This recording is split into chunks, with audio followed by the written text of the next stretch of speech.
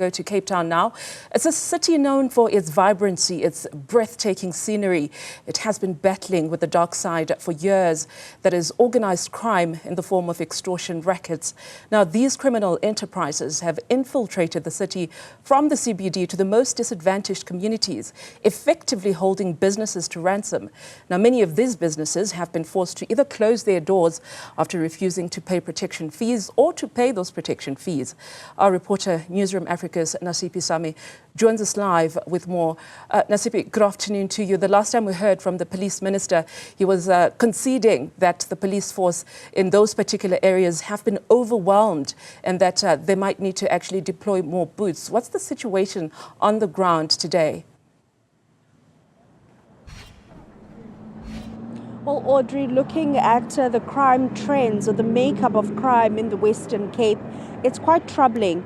And according to the police themselves, the crime generators, which is among others, gang violence, illegal firearms and ammunition, including taxi violence, you find extortion rackets linked to all these crime generators and different categories.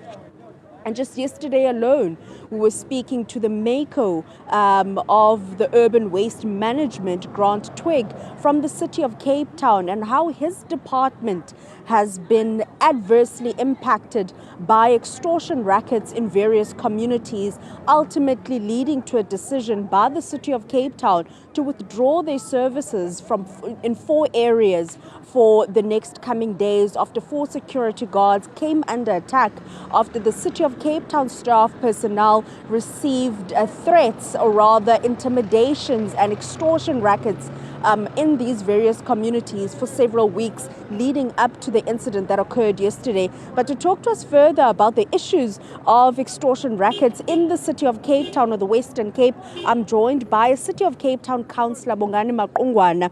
If you could describe to us extortion rackets in these various communities. We all know that extortion rackets first stemmed from the CBD and businesses being extorted. Yeah, you are right. This extortion business started in the CBDs and nobody took note of that. And now it escalated to the townships, where it was targeting the spaza shops owned by the Somalians. And now, in the past 2 years or so, it affected the informal traders. That is your people selling your fruits in the stalls and your hair salons, your barber shops.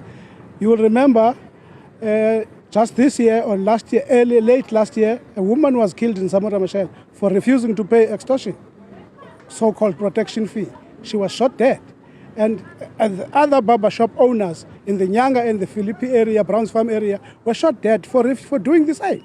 So extortion is now the leading figure in all crime mechanisms. You mentioned your murders, your whatever. These are done because people are not adhering to the instructions of paying whoever is asking this money from them. Would you say that city of Cape Town, because a number of these hotspot areas for extortion are found within the city, would you say that it's in crisis mode? It's in a crisis mode because services now cannot be rendered to the communities. We've got in the city of Cape Town 4 directorates of note: the water and sanitation, human settlement, urban waste, urban mobility, that cannot operate in the township without being extorted or intimidated. There's examples of companies that were contracted by the city of Cape Town to do cleaning and unblocking of drains in some townships, who were chased away. Some of them were intimidated. And the recent incident of the 4 security guards hired by the company that is contracted to the city to go and render services in Makaskav in Philippi, they were shot. Fortunately, we have not heard that they have passed on. The only thing that we have was that some of them are in hospital, some of them survived and ran away. So the city has been forced, according to the mayor and his mayoral committee team, to withdraw from such services until a plan is in place to address that situation. We have tried to speak to a number of businesses and small businesses as well that allege that they are being extorted. A lot of people don't want to talk. What do you think is the reason behind this? And do you think that there's perhaps a strategy to deal with extortion rackets? Let me answer your first question. People are afraid to talk because these guys first inflicted fear in them, that if you don't comply, you are going to be shot dead. So people are afraid to speak out because, and especially these people are faceless. Some of them do come and you can't identify who this person is. So people are afraid of talking in case when they talk, they are going to be the next targets and victims. Secondly, we had Minister Mqunu, the provincial government and the city of Cape Town signing an agreement that they are going to deal with these actions, these conduct crimes, including extortion. We were happy, but now the pace in implementing that agreement, according to us and the people on the ground, is too slow. And secondly, they are reactive instead of doing it proactively by being proactive and targeting those people who they are being told by their intelligence sources. They should be doing a visibility and making it difficult for the extortionists to operate in the townships.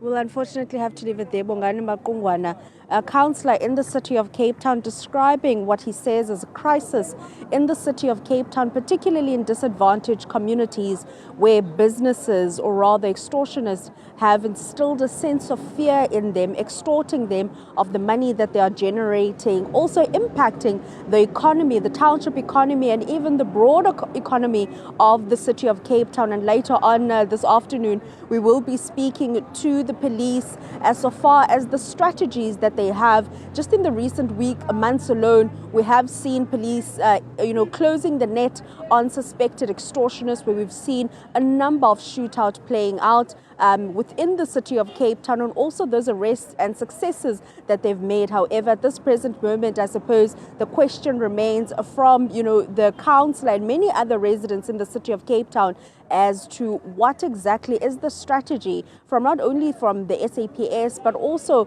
their collaborating partner, which is the city of Cape Town.